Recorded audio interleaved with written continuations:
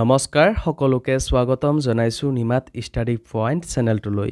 আজি আমি এই ভিডিঅ'টোৰ মাধ্যমেৰে BA first semester education unit 4 অনুশাসন আৰু স্বাধীনতা শীৰ্ষক পাঠৰ সকলোবোৰ মোষ্ট ইম্পৰ্টেণ্ট চমু প্ৰশ্ন উত্তৰ আলোচনা কৰিম।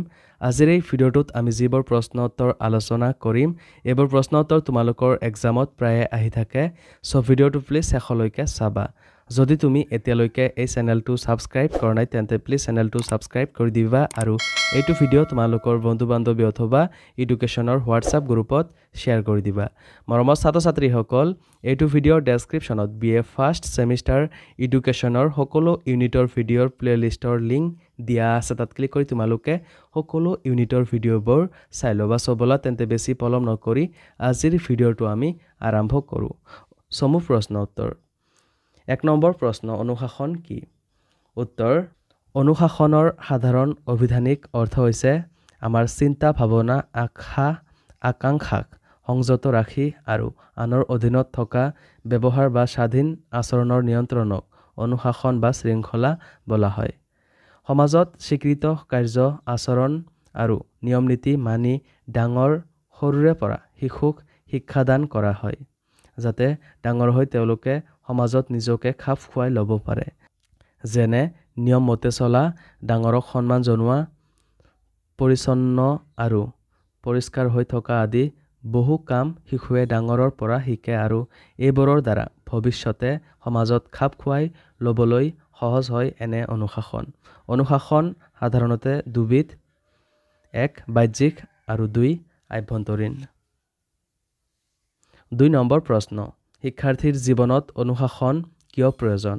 উত্তৰ, অনুশাসনে শিক্ষাৰ্থীৰ জীৱন সম্পূৰ্ণভাৱে সুসজ্জিত আৰু সুসংগঠিত কৰি তোলে। অনুশাসন থকা শিক্ষাৰ্থী এক সুস্থ আৰু সুসংগত সামাজিক পৰিৱেশ গঢ়ি তুলিবলৈ সক্ষম হয়। সেয়ে শিক্ষাৰ্থীসকলক নিয়ম মানিবলৈ, সমাজ চেতনা আৰু আত্মসচেতন হ'বলৈ অনুশাসন নিতান্তই প্ৰয়োজন। মৰমৰ ছাত্ৰ-ছাত্ৰীসকল, ভিডিঅ'টো আগবঢ়োৱাৰ আগতে এটা সুখবৰ। তোমালোকৰ বাবে আমি অতি কম মূল্যত মাত্ৰ 49 টকাত BA first semester education complete question answer guide প্ৰস্তুত কৰিছোঁ, য'ত প্ৰতিটো ইউনিটৰ A to Z প্ৰশ্ন উত্তৰসমূহ বিশদভাৱে আলোচনা কৰা হৈছে। যিবোৰ প্ৰশ্ন উত্তৰ পঢ়িলে তোমালোকৰ পৰীক্ষাত 100% কমন পৰাটো নিশ্চিত। যোৱা বছৰ প্ৰায় 5,000ৰো অধিক ছাত্ৰ-ছাত্ৰীয়ে এই ই-বুকটো কিনিছিল আৰু তেওঁলোকে পৰীক্ষাত ভাল ফলাফল দেখুৱাবলৈ সক্ষম হৈছিল। তোমালোকেও যদি মাত্ৰ 49 টকাত এই ই-বুকটো পাৰচেছ কৰিব বিচৰা তেন্তে এইটো ভিডিঅ'ৰ ডেছক্ৰিপশ্যন বা পিন কমেণ্টত দিয়া লিংকত ক্লিক কৰি ই-বুকটো ডাইৰেক্ট ডাউনলোড কৰি লৈ লোৱা অথবা স্ক্ৰীণত দিয়া হোৱাটছআপ নাম্বাৰত আমাৰ টীমৰ লগত কণ্টেক্ট কৰি নিশ্চিন্ত মনে ই-বুকটো পাৰচেছ কৰি লৈ লোৱা। ধন্যবাদ। 3 নম্বৰ প্ৰশ্ন, বিদ্যালয়ত অনুশাসন স্থাপনৰ সমস্যা কি? চমুকৈ আলোচনা কৰা। উত্তৰ, বিদ্যালয়ত অনুশাসন স্থাপন কৰাৰ ক্ষেত্ৰত কিছুমান কাৰক সমস্যাৰ সৃষ্টি কৰে। যেনে শব্দৰে কোলাহলপূৰ্ণ পৰিৱেশ আৰু শ্ৰেণীকক্ষৰ অস্বাস্থ্যকৰ পৰিচ্ছন্ন অৱস্থা স্বাভাৱিকভাৱে শিক্ষাৰ্থীৰ মনক বিভ্ৰান্ত আৰু বিৰক্ত কৰে। ইয়াৰ ফলত শ্ৰেণীকোঠাত শৃংখলা বজাই ৰখা কঠিন হৈ পৰে। বিদ্যালয়ৰ পৰিচালনা ব্যৱস্থাও বহু সময়তে অনুশাসনৰ বাবে বাধা হিচাপে কাম কৰে। লগতে শিক্ষাৰ্থীৰ অনুগ্ৰহৰ অভাৱ আৰু একঘেয়া মনোৰম নোহোৱা পাঠ্যক্ৰমও বহু ক্ষেত্ৰত বিশৃংখলা জন্মায়।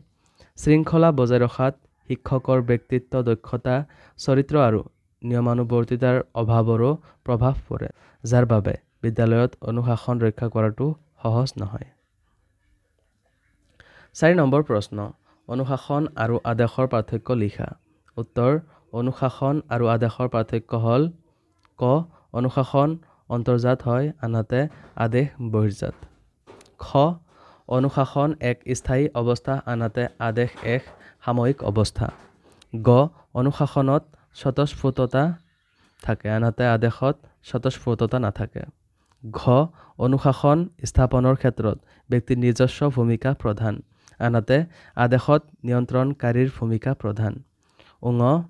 অনুশাসন সাধাৰণতে ইতিবাচক, আনহাতে আদেশ সাধাৰণতে নেতিবাচক। চ' মৰমৰ ছাত্ৰ ছাত্ৰীসকল আজিলৈ এইখিনিয়ে। তোমালোকক যদি আৰু অধিক প্ৰশ্ন উত্তৰ লাগে অথবা এতিয়ালৈকে মাত্ৰ 49 টকাত BA first semester education complete question answer গাইডটো পাৰচেছ কৰা নাই তেন্তে এইটো ভিডিঅ'ৰ ডেছক্ৰিপশ্যন বা পিন কমেণ্টত দিয়া লিংকত ক্লিক কৰি ই বুকটো ডাইৰেক্ট ডাউনলোড কৰি লৈ লোৱা অথবা স্ক্ৰীণত দিয়া হোৱাটছআপ নাম্বাৰত আমাৰ টীমৰ লগত কণ্টেক্ট কৰি নিশ্চিন্ত মনে ই বুকটো পাৰচেছ কৰি লৈ লোৱা।